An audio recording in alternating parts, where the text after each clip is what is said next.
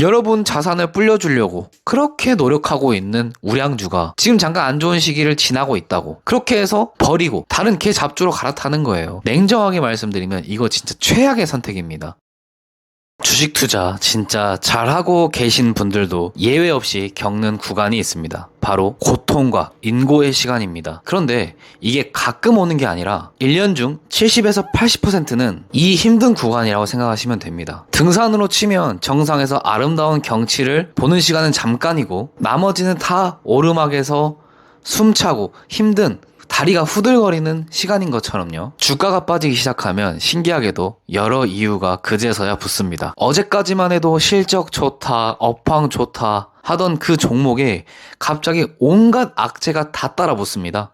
금리 이야기, 환율 이야기, 외국인 매도 이야기, 지정학적 리스크까지 다 끌어다가 지금 왜 떨어져야 되는지 저주를 퍼붓습니다. 재밌는 건 이 이유들 대부분이 주가가 떨어진 다음에야 갖다 붙인 이유들이라는 겁니다. 주가가 먼저 빠지고 그럴싸한 원인은 나중에 만들어지는 경우가 대부분이죠. 그리고 이 타이밍에 꼭 나타나는 사람들이 있습니다. 이른바 쇼충이들이죠. 남들 힘들어할 때 귀신같이 나타나서 조롱을 하기 시작합니다. 그것 봐라, 내가 뭐라 했냐, 계속 오를 것 같았냐? 아니 위에서 딱 팔고 아래에서 다시 사면 되잖아. 이런 식으로 이제 조롱을 하기 시작합니다. 손실 보고 있는 사람 입장에서는 안 그래도 힘든데 이런 말까지 들리면 진짜 이성적으로 판단하기가 어려워지는 거죠. 오늘 이 영상에서 드리고 싶은 말씀은 딱 하나입니다. 이런 상황에서 흔들리면 안 된다라는 겁니다. 여러분, 패닉셀은요 대체적으로 최악의 결정입니다. 제 채널을 꾸준히 봐오신 분들이라면 아실 겁니다. 저는 처음부터 끝까지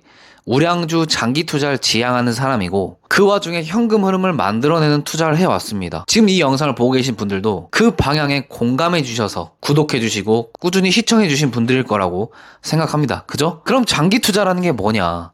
사실 거창하게 생각하실 필요 없습니다. 그냥 좋은 기업을 사놓고 기다리는 것도 엄연히 하나의 훌륭한 전략입니다. 오히려 어설프게 이것저것 손대는 것보다 좋은 기업을 하나 사놓고 제대로 기다리는 게, 버티는 게 수익률로는 훨씬 더 나은 경우가 대부분입니다. 워렌 버핏 할아버지도 그랬잖아요. 주식은 인내심 없는 사람의 주머니에서 인내심 있는 사람의 주머니로 가는 거다. 실제로 데이터만 봐도 잦은 매매를 하지 않고 우량주에 장기 투자하는 게 수익률이 높게 나오는 경향이 뚜렷하죠. 장기 투자의 핵심은 안 파는 거라고 보시면 돼요. 흔들릴 때 팔지만 않아도 절반은 성공한 겁니다. 여기에 여력이 되고 확신이 있는 분이라면 떨어질 때 조금씩 더 담아서 평단을 낮추는 것까지 하면 진짜 고수분이시고요. 하지만 그게 안 된다고 해서 그냥 들고 버티는 게 잘못된 게 아니라는 거예요. 방치가 아니라 그 자체로 전략인 겁니다. 물론 초우량주에 한해서겠죠. 그런데 실제로 어떤 일이 벌어지냐, 이게 참 안타까운 부분입니다.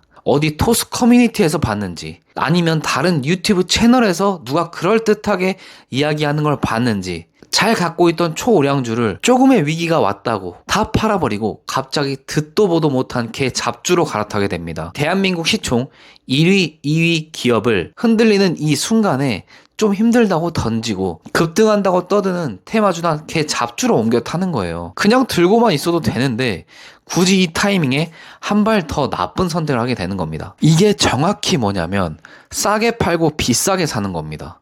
원래 투자의 기본은 싸게 사서 비싸게 파는 건데 정반대로 하는 거죠. 잘 가지고 있던 우량주를 가장 싼 자리에서 팔아버리고 다른 종목을 가장 비싼 관심이 몰릴 때 사는 꼴입니다. 근데 이게 남 이야기가 아닙니다. 실제로 개인 투자자 평균 수익률이 시장 평균 수익률보다 낮게 나오는 이유가 바로 여기에 있습니다. 종목을 잘못 골라서가 아니에요. 데이터로 보면 대부분의 개인 투자자들은 종목 자체는 나쁘지 않아요.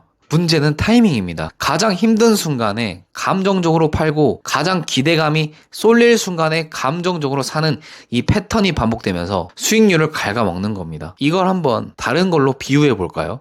여러분한테 밥도 챙겨주고 집안일도 다 해주고 아플 때 간호해주고 힘들 때 옆에서 챙겨주는 여자친구가 있다고 생각해 보세요. 근데 그 여자친구가 몸이 좀 안 좋아서 며칠간 그 역할을 좀 못 해줬어요. 그렇다 해서 갑자기 이상한 이성과 바람을 피워버리는 꼴과 비슷하다는 겁니다. 여러분 자산을 불려주려고 그렇게 노력하고 있는 우량주가 지금 잠깐 안 좋은 시기를 지나고 있다고, 그렇게 해서 버리고 다른 개 잡주로 갈아타는 거예요. 냉정하게 말씀드리면 이거 진짜 최악의 선택입니다. 여러분이 강남 아파트를 가지고 있다고 쳐볼게요. 근데 이제 지방 아파트가 불장이다 라고 하면 그땐 강남 아파트 팔고 지방 아파트 사실 겁니까?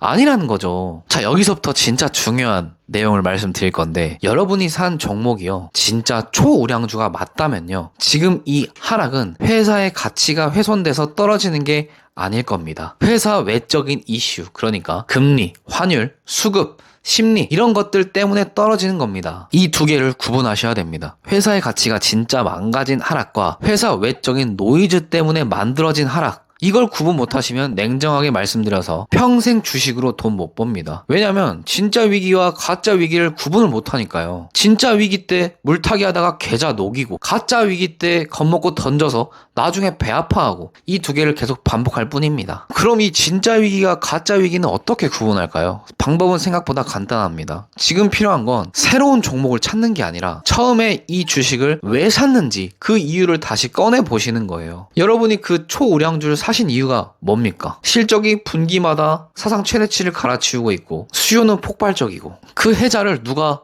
뚫을 수가 있나요? 아니죠. 그런 이유는 며칠, 한두 달간에 사라지지 않습니다. 처음 산 이유가 안 바뀌었으면 주가가 흔들려도 여러분이 흔들릴 이유는 사실 없는 겁니다. 주가는 흔들려도 되지만 여러분의 판단과 기준까지 흔들릴 필요는 없어요. 그리고 이건 저 혼자만의 의견이 아닙니다. 주식시장 100년이 넘는 역사를 통틀어서 우량주 장기 투자는 언제나 승리하는 공식이었습니다. 세계 대공황 때도 그랬고요. 2008년 금융위기 때도 그랬고요. 2020년 코로나 때 한 달 만에 시장이 반토막 날 때도 그랬습니다. 그때마다 사람들은 세상이 끝날 것처럼 이야기했습니다. 이번엔 다르다. 이번엔 진짜 회복 못한다. 그런 말들이 넘쳐나죠. 그런데 결과가 어땠나요? 결국 역사의 마지막에 웃는 사람은 그 공포 속에서도 좋은 기업을 사서 묵직하게 기다리고 버텨낸 사람들이었습니다. 아니, 이건 제 뇌피셜이 아니라 100년 넘게 반복적으로 증명된 가장 확실한 방법이라는 거예요. 아니, 그렇다고 해서 제가 몇십 년 동안 한 종목만 붙들고 있으라는 이야기는 또 아닙니다. 전원주님처럼 몇십 년 동안 한 기업만 보고 가라, 이런 이야기까지는 저도 하고 싶진 않습니다. 솔직히 저도 못하거든요.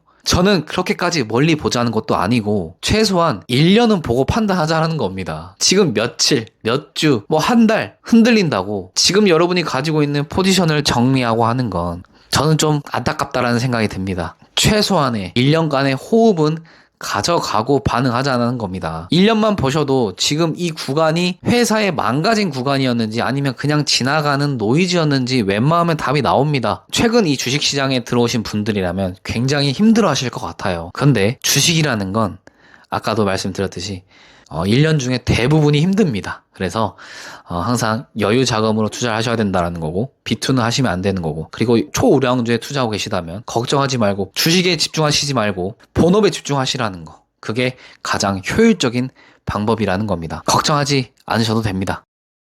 지금 이 하락과 횡보가 개인적으로는 길어질 수도 있겠다라고 생각도 합니다. 아니었으면 좋겠지만, 그래서 저는 그에 따라 대응도 하고 있고, 멤버십에서는 좀 그런 구체적인 내용들을 다루고 있긴 합니다. 그리고 영상에서 담지 못하는 이야기들은 또 블로그에서 이야기하고 있습니다. 그래서 고정 댓글 한 번씩 확인해 주시고, 오늘 영상이 도움이 되셨다면 구독과 좋아요 한 번씩 부탁드리겠습니다. 영상 제작에 큰 힘이 됩니다. 다음 영상에서 더 유익한 내용으로 찾아뵙겠습니다. 감사합니다.